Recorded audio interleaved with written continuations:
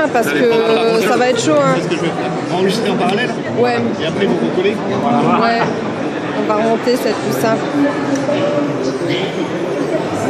On va se débrouiller.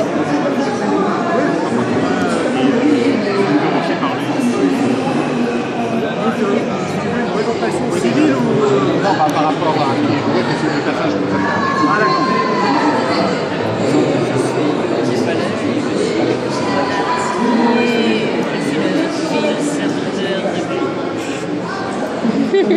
Bonjour, je suis Jean-Marc Herbert et j'interprète le rôle musclé de Wark. Je suis Zakaral et je veux détruire tous les humains, dont toi. Bonjour, je suis David Guillou, je joue le rôle de Plumonge, l'empereur des Lexos. Et moi Thibaut Chadouet, je suis le seul gentil puisque je suis le professeur de Ronde dans cette nouvelle série qui est Force-Fight. Ensuite, je voulais savoir comment était en fait le projet Force-Fight, de quoi c'est parti en fait de la base.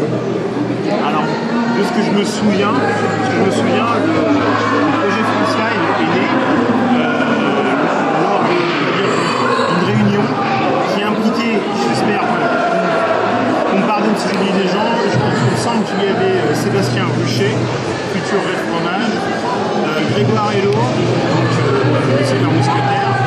Il est mort, on en parle plus.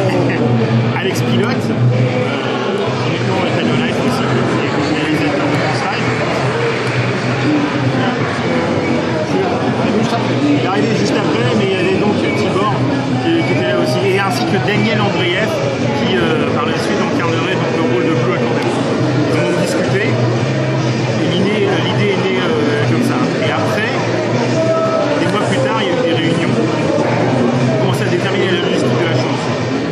Et ensuite, le reste d'entre nous ont été recrutés au fur et à mesure. On peut dire que c'est l'amour des séries de Sentai qui a poussé en voyant que les Japonais avaient eux-mêmes fait un petit film amateur qui reprenait l'école de Sentai, de se dire que pourquoi on ne ferait pas ça aussi chez nous, donc adapter l'école du Sentai au français. C'est comme ça qu'est né le concept, qui a ensuite été développé avec la modification fertile de l'école de Sentai. Et oui, parce qu'en fait, ce fameux Sentai amateur qui avait été fait par des jeunes gens qui par la suite allaient former à Gainax. Et qui par la suite d'ailleurs, suite à ça, après avoir visionné France 5, la méchante de l'époque, qui par la suite a eu un travail entre guillemets honorable, nous a envoyé un mot pour nous dire qu'en gros, elle avait eu France 5 et elle avait aimé. La boucle était bouclée à ce niveau-là. Est-ce qu'au départ c'était pour remettre vraiment les Sentai au bout du jour, ou c'était plus pour faire quelque chose comme ça, vous amuser? Alors, de nouveau, je pense que l'intention de ce qui m'a été dit à l'époque, c'est qu'il s'agissait de faire un hommage, littéralement, de reprendre les codes du Sentai avec le respect qui est dû si vous êtes vraiment fan de Sentai, et donc conclusion de répondre à tout cela avec des moyens qui étaient des moyens qui étaient petits, qui étaient des moyens forts, avec une expérience quasi inexistante, sauf de la part d'Alex Pilote qui avait fait donc des années auparavant, et même pendant d'ailleurs, Mythoman. Mais il s'agissait d'un hommage, il ne s'agissait pas d'une parodie, il ne s'agissait pas de remettre au bout du jour, il s'agissait de vraiment d'exprimer quelque chose, de voilà, faire un Sentai français. Est-ce qu'au départ vous aviez déjà tout le script de prévu, vous saviez que vous alliez faire cet épisode, ou est-ce que ça s'est fait au fur et à mesure? L'idée déjà c'était de faire un épisode pour voir ce que ça faisait, de faire un petit truc, voilà, un épisode en cours de série, voilà, on ne voulait pas s'encombrer à trop présenter les personnages. Et en fait, comme ça nous avait tous bien plu, on était tous partants pour continuer pour faire plusieurs épisodes. Et de là s'est mis en place une sorte de scénario, une trame un petit peu plus globale, puisque on voit que dans les épisodes 2 et 3 se mettent des choses en place que l'on va découvrir dans les derniers épisodes. Donc là oui, il y avait une idée de faire un truc un petit peu plus global, avec une progression des personnages. Mais c'est vrai qu'au départ c'était simplement de faire un one-shot pour voir. Et puis on s'est laissé emporter dans l'aventure avec grand plaisir.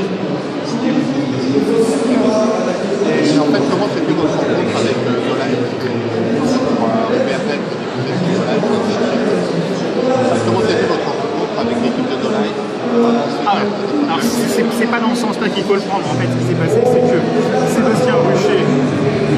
qui faisait donc Red Fromage, s'est associé par la suite avec Alex Pilote, qui était donc le réalisateur de France 9. Et d'abord, ils ont créé une boîte d'audiovisuel, une boîte de production audiovisuelle qui s'appelait Pocket Chavi. Et à partir de ça, ils ont décidé de monter une chaîne qui était No Life. Mais en fait, ils avaient déjà commencé France 9 depuis des années. Ils ont décidé de lancer No Life. À la limite, c'est ça qui a fait retarder par la suite la sortie de France 9. Parce que le premier épisode a été commencé en 99. Voilà. Et donc, par rapport au fait que vous ayez fait que ces épisodes, est-ce que c'est parce que vous en avez assez ou parce que vous pensez que la boucle était bouclée, que vous avez réussi le projet de rendre hommage? Alors là, de nouveau, en fait, ce qui s'est passé, c'est qu'à la base, normalement, France 9 devait être un seul épisode au hasard d'une série de Sentai. Et en fait, suite au visionnage de France 9, il y a des gens qui ont dit, qui nous ont demandé quand est-ce qu'allait arriver l'épisode d'après. Alors là, on était un peu embêtés parce que c'était pas prévu. Donc on a fait en fait une énorme réunion pour décider de continuer et faire d'autres épisodes. Et c'était ça. Donc on a fait un maximum. Et l'idée à la base était de faire 5 épisodes. Chacun d'entre eux correspond à une couleur, parce que le premier concentrait plus ou moins sur le bleu accordéon, parce que c'est ça servait bien, le 2 sur le jaune, et ainsi de suite. Mais en fait, quand Alex a commencé à monter le 5, il s'est rendu compte que ce serait la durée d'un film. Donc il a décidé de segmenter le 5 en première partie, deuxième partie. Finalement, c'est l'épisode 5 et l'épisode 6. Voilà. Et on peut dire que France 5 est passé le statut amateur, puisque maintenant on n'a plus rien à envier aux professionnels quand on voit le dernier épisode sur les costumes et tout ça. Comment s'est fait cette évolution? Grâce à quoi? Alors ça serait un peu comme présomptueux de dire ça comme ça. Ouais. Disons que... Non mais par contre c'est très sympa à continuer. Si vous pouvez faire remarquer ça, c'est génial. Ça fera plaisir à beaucoup de gens, on va dire. Déjà au cours de l'épisode, du premier épisode, on a vu qu'il y avait certaines choses qui ne nous avaient pas suffisamment emballé. Et vous pouvez remarquer que par exemple, c'est pas les mêmes casques entre le générique et l'épisode, parce que on était tellement pas contents qu'il y a des scènes qui ont été retournées avec des nouveaux casques qui ont été fabriqués pour tourner une deuxième fois les scènes. Après le premier épisode, on a vu tout ce qui allait pas et tout ce sur quoi il fallait travailler. Et quand il s'agit de faire d'autres épisodes, on a travaillé dessus, on a essayé de travailler sur l'acting, travailler sur les accessoires, travailler sur le monstre. Et en fait, chaque épisode a été l'occasion d'améliorer, pas tant que ça au niveau du montage en lui-même, mais dans tout ce qui participe à la réalisation et au résultat du film, que ce soit donc au niveau des acteurs, au niveau du jeu, des accessoires, des costumes, des effets spéciaux aussi, qui gagnent aussi d'épisode en épisode, ce qui fait que, évidemment, il faut regarder les épisodes dans l'ordre, parce que si vous regardez le premier après le 6, vous allez être choqué par la différence. Mais donc, quand on les regarde dans l'ordre, on voit l'évolution, on voit la progression, et c'est vrai que le 6e est plutôt très bien fait. Oui, parce qu'en fait, comme il le disait, il y a vraiment une évolution qui j'ai en tête, c'est-à-dire que les gens qui ont regardé le 5e épisode, qui ont découvert le 5e épisode, sont revenus sur le 1 en disant mais c'est passé quoi? C'était bien avant.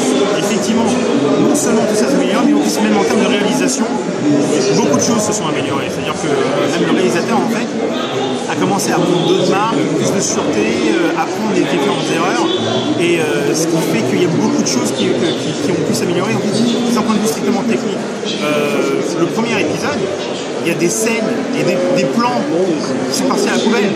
Parce que à l'époque, on ne sait pas forcément dans quelle direction aller, on a des envies, mais on ne sait pas forcément ce qu'on va faire.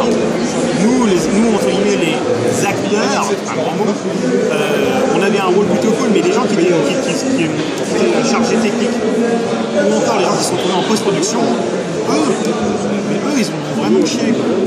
Et alors, au fur et à mesure, ça devenait de plus en plus carré. Donc maintenant, effectivement, dernièrement, il y a des gens qui nous disent, comme je vais dire, qu'on n'a rien à envier aux professionnels. Certains aussi sont devenus professionnels. Certains sont devenus professionnels, ça c'est clair. Mais voilà, c'est-à-dire que les gens de la Toei, moi je continue à l'heure actuelle, même toute personne qui me dit oui, c'est un truc pour gamin, c'est un YouTube, mais non, pour réaliser le boulot qu'il y a derrière ça, c'est incroyable. C'est incroyable. Être capable de sortir ce genre de choses chaque semaine, nous on serait mort depuis belle lurette. Il nous a fallu 14 ans pour sortir 6 épisodes. Il n'est pas professionnel non plus cette année.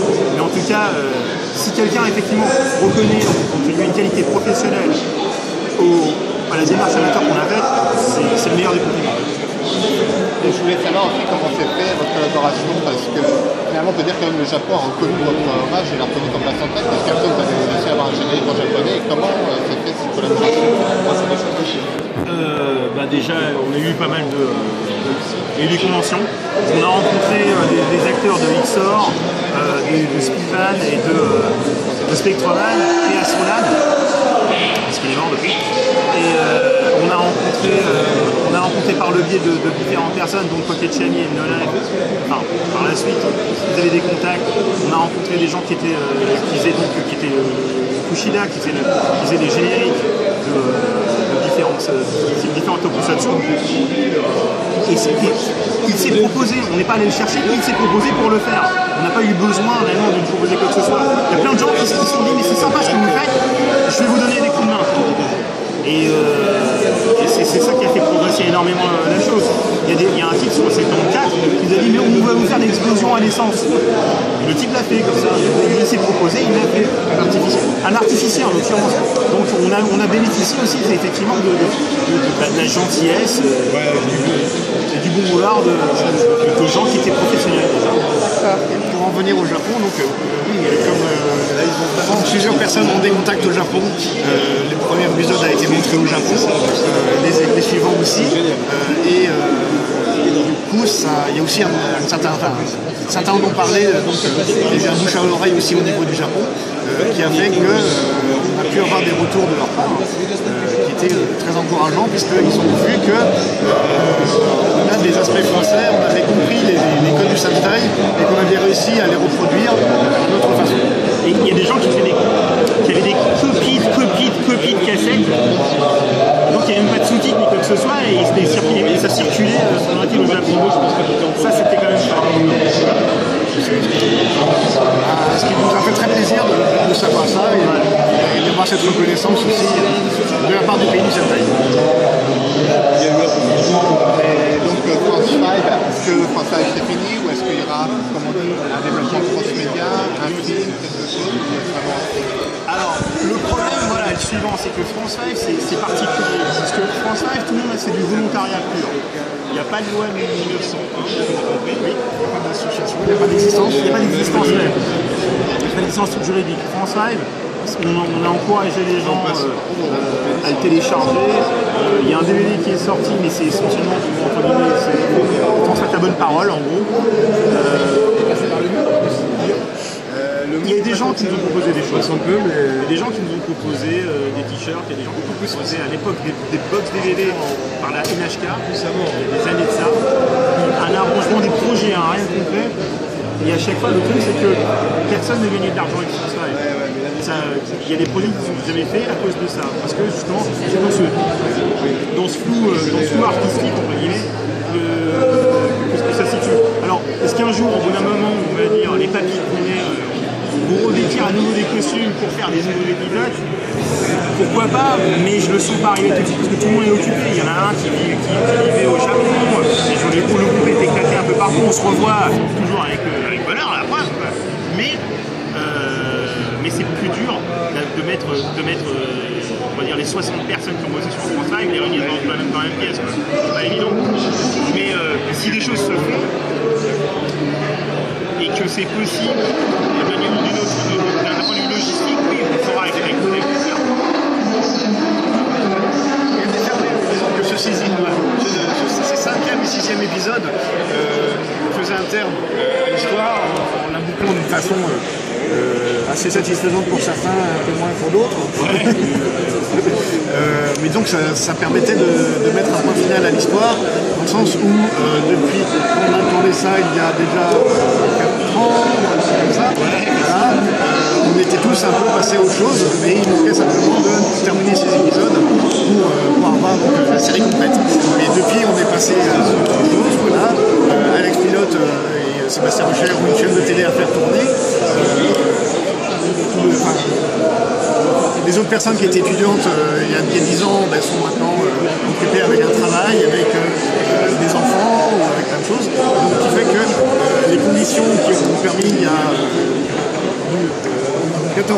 plusieurs ans de faire ce premier épisode ne vont pas vont difficilement pouvoir être réalisés. Mais d'un autre côté, je dirais, nous on l'a fait.